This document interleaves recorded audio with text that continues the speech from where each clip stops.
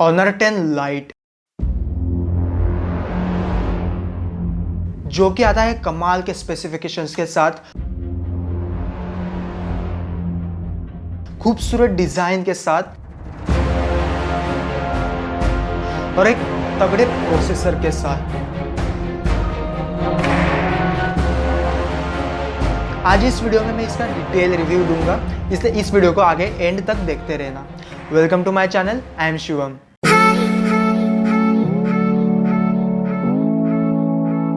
Honour 10 light जो है वो बिल्ट है प्लास्टिक कंस्ट्रक्शन पे और ये फ़ोन एक खूबसूरत डिज़ाइन के साथ आता है।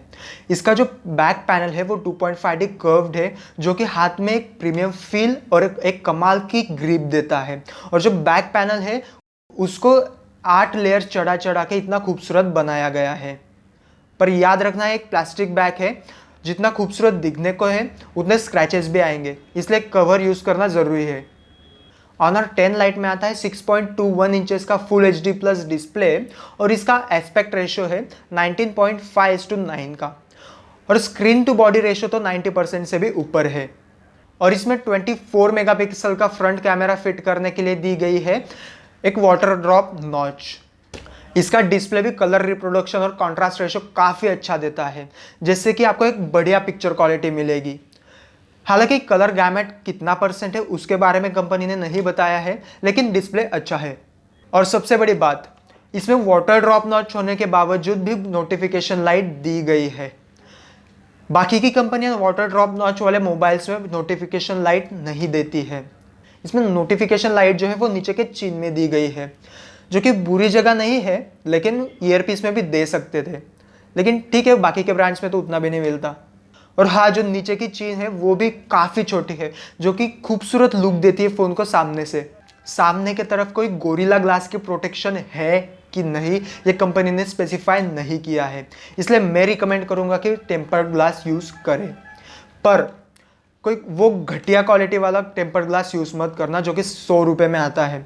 वो पूरे आपकी डिस्प्ले क्वालिटी, जो कि इतना कंपनी ने खूबसूरत डिस्प्ले दिया है, जो इतना खूबसूरत कलर रिप्रोडक्शन कॉन्ट्रास्ट रेशो देता है, उसकी धज्जियाँ उड़ा देगा और वो टच सेंसिटिविटी भी कम कर देगा।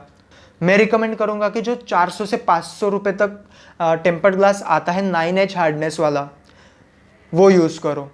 उससे आपका एक्सपीरियंस ख़राब भी नहीं होगा, आपका कलर रिप्रोडक्शन डिस्प्ले का कॉन्ट्रास्ट रेशियो वैसे ही रहेगा, वैसे ही कॉन्ट्रास्ट देगा डिस्प्ले, और टच सेंसिटिविटी भी कम नहीं होगी। अब परफॉर्मेंस की बात करें तो इसमें आता है किरिन 710 चिपसेट, जो कि मिड रेंज में काफ़ी अच्छा और तगड़ा प्रोसेसर है। किरिन 710 के जो 4 परफॉर्मेंस स्कोर है वो आती है कॉर्टेक्स A73 के साथ और क्लॉक्ड है 2.2 गीगाहर्ट्ज पे। और जो बाकी की एफिशिएंसी कोर है 4, वो क्लॉक्ड है 1.7 गीगाहर्ट्ज पे और आती है कॉर्टेक्स A53 के साथ। और ये प्रोसेसर जो है वो फैब्रिकेट किया गया है 12 नैनोमीटर प्रोसेस पे। और पबजी की बात करें तो ऑनर 10 लाइट HD सेटिंग और हाई फ्रेम रेट पे भी आराम से प्ले कर लेता है। हालांकि कभी कभार थोड़े फ्रेम ड्रॉप्स देखने को मिल जाते हैं, लेकिन स्मूथली चलता है।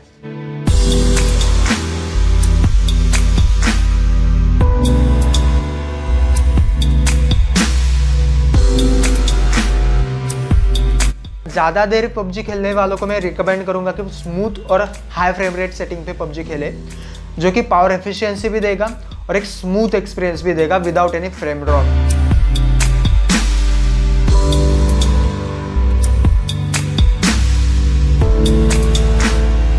और एक बात, ऑनर 10 लाइट में जायरोस्कोप सेंसर मिसिंग है, इसलिए पबजी में जो जायरोस्कोप वाला फंक्शन है वो आप नहीं यूज़ कर सकते हैं। बैटरी की बात करें तो इसमें आती है 3400 mAh बैटरी, जो कम है, मतलब जो कॉम्पिटिटर्स देते हैं इस सेगमेंट में, प्राइस सेगमेंट में, उससे कम है। लेकिन अगर सुबह 100% चार्ज करके निकलो तो शाम तक पबजी के 1-2 मैच खेल के, इंस्टाग्राम फेसबुक चला के, अपने काम करके रात तक टिकी जाती है। चार्जिंग के लिए इसमें आता है 5 वोल्ट 2 एम्पियर का, मतलब 10 वाट का चार्जर, जो लगभग 2 घंटे लगा देता है 0 से 100 तक चार्ज करने के लिए।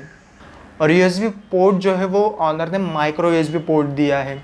हालांकि USB टाइप सी देना चाहिए था, क्योंकि जो कॉम्पिटिटर्स है इस सेगमेंट में वो USB टाइप सी प्रोवाइड कर रहे हैं, जैसे कि सैमसंग की M सीरीज़, M20, रेडमी का Note 7 उसमें भी USB Type-C आता है, तो USB Type-C देना चाहिए था।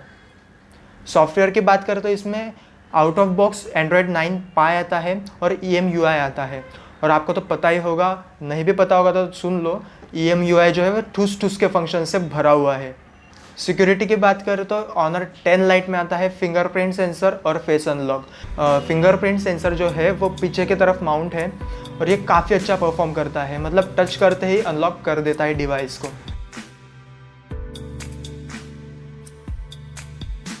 फेस अनलॉक भी काफ़ी फास्ट है, उसके तरफ देखते ही अनलॉक कर देता है। हालांकि थोड़ा लॉक स्क्रीन की झलक मिलती है लेकिन फास्ट है। और अब बात करते हैं इस डिवाइस पे साउंड की। तो लाउड स्पीकर जो है वो काफ़ी लाउड है लेकिन जो उसकी क्लियरिटी है, ऑडियो क्वालिटी मुझे अच्छी नहीं लगी, क्योंकि बस लाउड है, मतलब ज़ोर से बजता है। उसके जो बीट्स है, बहुत सारे बीट्स मिस कर देता है। हालांकि इस सेगमेंट में जो भी डिवाइसेस है उनका भी स्पीकर ऐसे ही बजता है, मतलब जैसे कि Asus Zenfone Max Pro M2 Redmi के हैं, जो बाकी के हैं वो भी ऐसे ही बजते हैं, बस लाउड बजते हैं लेकिन क्लियरिटी कुछ नहीं, ऑडियो क्वालिटी घटिया। And now the most update topic, camera. इसमें आता है 13+2 मेगापिक्सल का डुअल कैमरा सेटअप पीछे की तरफ। जो डेप्थ सेंसिंग वाला कैमरा है 2 मेगापिक्सल, वो बड़ा चिंदी कैमरा दे के रखा है ऑनर ने। यार 5 मेगापिक्सल तो भी दे देते, 2 मेगापिक्सल में क्या वो डेप्थ सेंस करेगा। खैर अब जो है वो है। अपर्चर की बात करें तो जो 13 मेगापिक्सल वाला कैमरा है वो आता है 1.8 अपर्चर के साथ, मतलब लो लाइट में ठीक ठाक परफॉर्म कर लेता है। ऑनर के कैमरा ऐप में यार बहुत सारे ऑप्शंस मिल जाते हैं, बहुत सारे फीचर्स मिल जाते हैं। जैसे कि अगर किसी को कैमरा के इतना नॉलेज ना हो, जैसे कि ISO क्या है, शटर स्पीड क्या है, वाइट बैलेंस क्या होता है, लॉन्ग एक्सपोजर शॉट्स क्या होते हैं, उनके लिए कंपनी ने ऑलरेडी प्रीसेट्स दे के रखे हैं। जैसे कि लाइट पेंटिंग मतलब बेसिकली लॉन्ग एक्सपोजर शॉट्स होते हैं। लाइट पेंटिंग के एग्जाम्पल की बात करें तो लाइट पेंटिंग ऑप्शन में जाके नीचे वो एग्जांपल दिखाता है, वो मोड्स पूछता है आपको कौन से टाइप का लाइट पेंटिंग करनी है, कौन से टाइप का इमेज निकालनी है।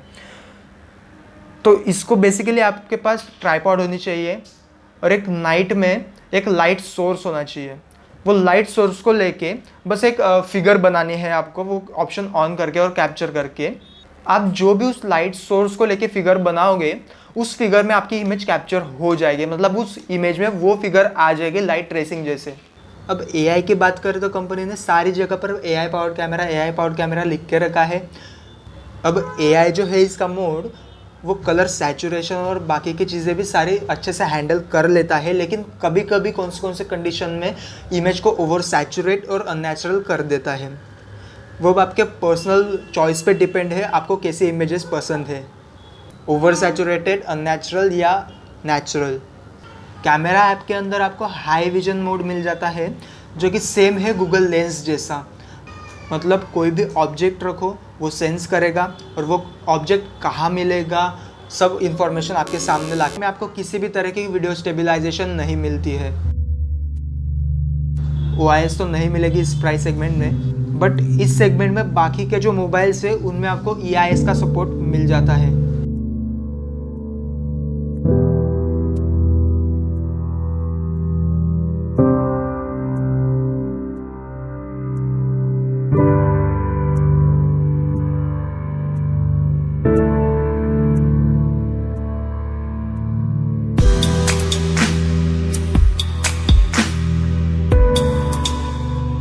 ये था रिव्यू Honor 10 Lite का।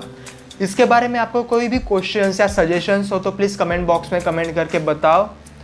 लाइक करो, शेयर करो और यार प्लीज़ सब्सक्राइब बटन दबा दो और बने रहो मेरे साथ मेरे चैनल पे, क्योंकि मैं आगे भी इस तरह के वीडियोस लेके आऊँगा और Honor 10 Lite के बारे में भी वीडियोस लेके आते रहूँगा। इसके क्या अपडेट्स आते हैं, क्या आता है उस अपडेट्स में, सब लेके आऊँगा।